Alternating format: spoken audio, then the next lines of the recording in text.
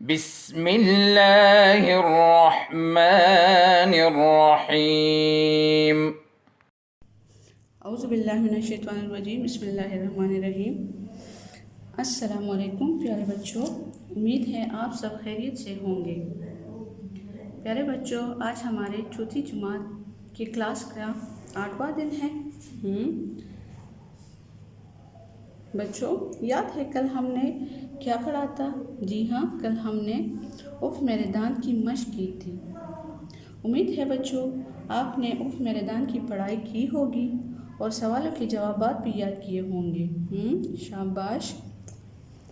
تو آج ہم صفحہ نمبر 13 کریں گے۔ تو بچوں صفحہ نمبر 13 نکالیں اور اس کی طرف دیکھیے۔ دیکھو بچوں، یہ آپ لوگوں کو نشان نظر آ رہا ہے؟ پتہ ہے یہ کس چیز کی نشان ہے؟ جی ہاں، یہ واوین کی نشان ہے۔ جی ہاں، یہ واوین کی نشان ہے۔ اور یہ کب لگائی جاتی ہے؟ اب ذرا یہاں دیکھو، کسی کی کہی ہوئی بات کو لکھتے وقت اس کے شروع اور آخر میں واوین کے نشان لگاتے ہیں۔ کیا کہا ہے یہاں پہ؟ کہ کسی کی کہی ہوئی بات کو لکھتے وقت اس کے شروع اور آخر میں واوین کے نشان لگاتے ہیں۔ سمجھ آ گیا یہاں پہ؟ اب دیکھو، مثال کے طور پہ یہاں ایک جملہ دیا گیا ہے۔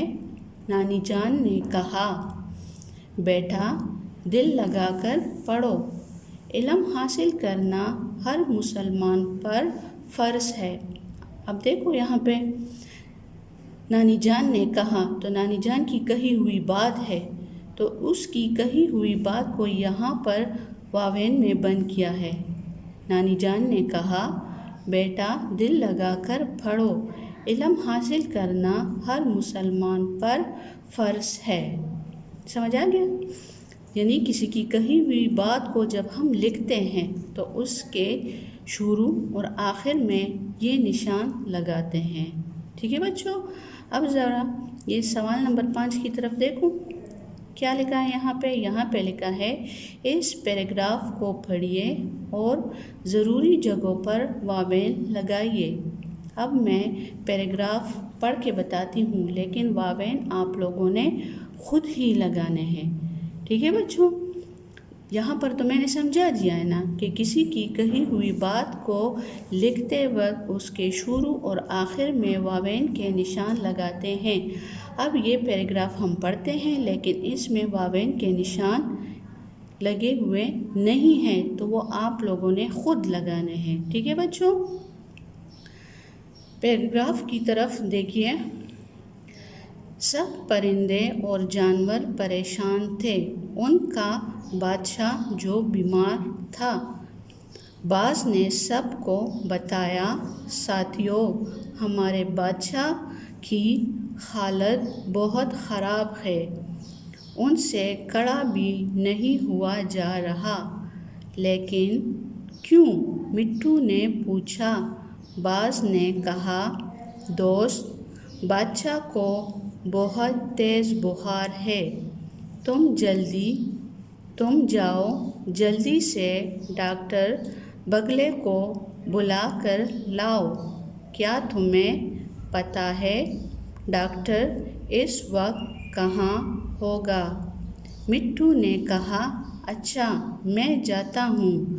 سارے جانور دعائیں کرنے لگے۔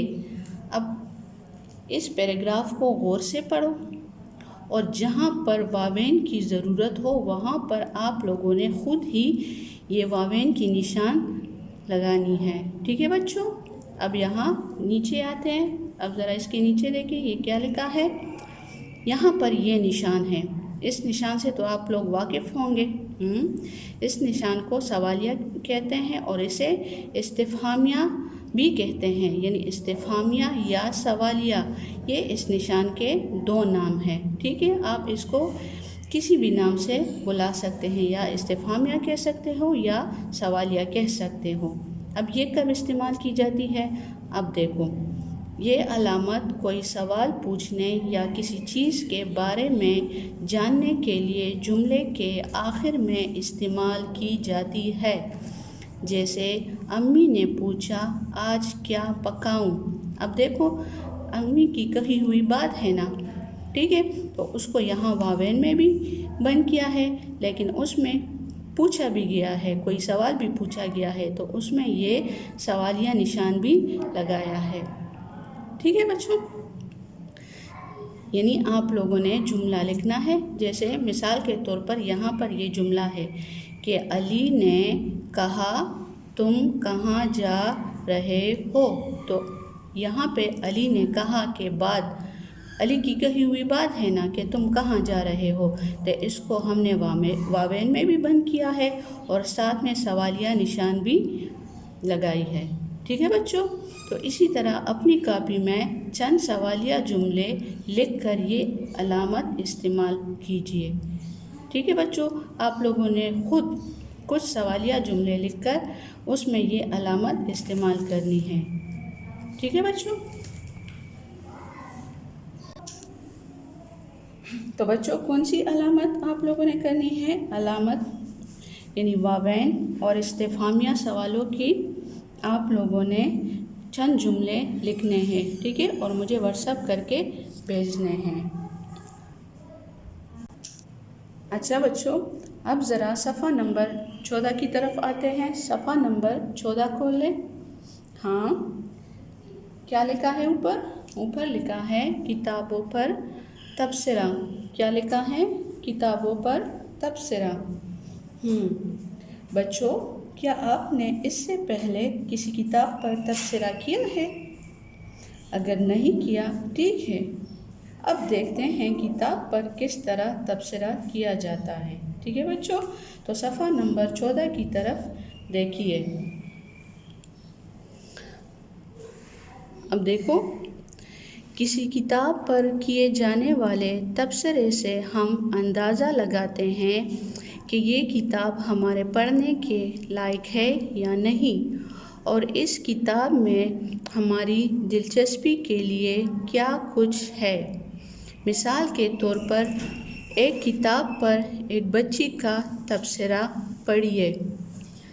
اب یہاں پہ دیکھو، ایک بچی نے کتابوں پر تبصرہ کیا ہے۔ اب اس نے ایک کتاب پڑھی ہے اور اس میں اس نے تبصرہ کی ہے، ٹھیک ہے۔ اب ذرا اس کا یہ تبصرہ پڑھتے ہیں کہ اس نے کیا لکھا ہے، ٹھیک ہے۔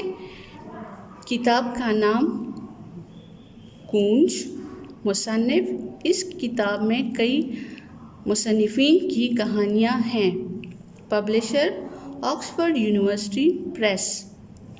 یہ کتاب مجھے بہت اچھی لگی، اس میں اچھی مزیدار کہانیاں ہیں اور نظمیں بھی ہیں۔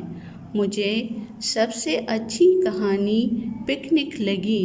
اس کہانی کا سب سے اچھا کردار ایک لڑکی کا ہے جس کا نام کیٹھی ہے۔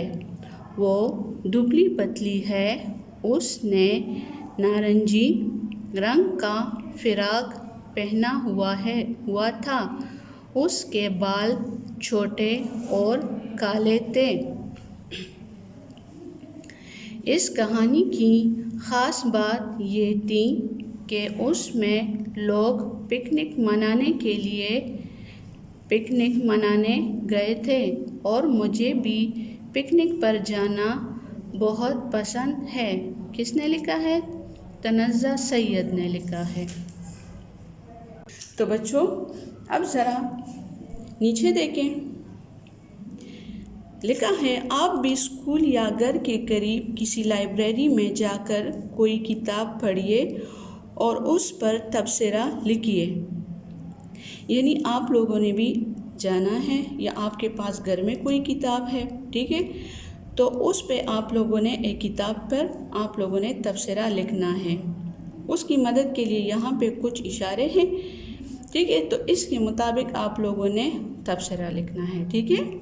اب دیکھو، کتاب کا نام، مصنف کا نام، ناشر کا نام، کیسی لگی اور کیوں، یعنی آپ نے کتاب کے بارے میں لکھنا ہے کہ کتاب کا نام کیا ہے، مصنف کا نام کیا ہے، مصنف یعنی لکھنے والا کون ہے، ناشر کا نام مطلب یہ ہے کہ اس کو نشر کرنے والا کون ہے، پبلشر اس کا کون ہے، کیسی لگی اور کیوں، یعنی آپ نے کوئی کہانی پڑھی، مضمون لگی تو آپ کو وہ کیسی لگی اور کیوں لگی، خاص بات یعنی آپ کو اس کہانی میں کون سی خاص بات لگی، اس کہانی میں کتنے کردار تھے ان کے نام تحریر کیجیے، یعنی آپ نے جو کہانی پڑھی اس میں کتنے کردار تھے اور ان کے نام بھی آپ لوگوں نے لکھنے ہیں، ٹھیک ہے، کون سا کردار اچھا تھا اور کیوں، یعنی آپ نے جو کہانی پڑھی تو اس میں کون سا کردار اچھا تھا تو کیوں اچھا تھا، ٹھیک ہے، آپ نے اس کی وجہ لکھنی ہے، کون سا کردار تھا اور کیوں، ٹھیک ہے،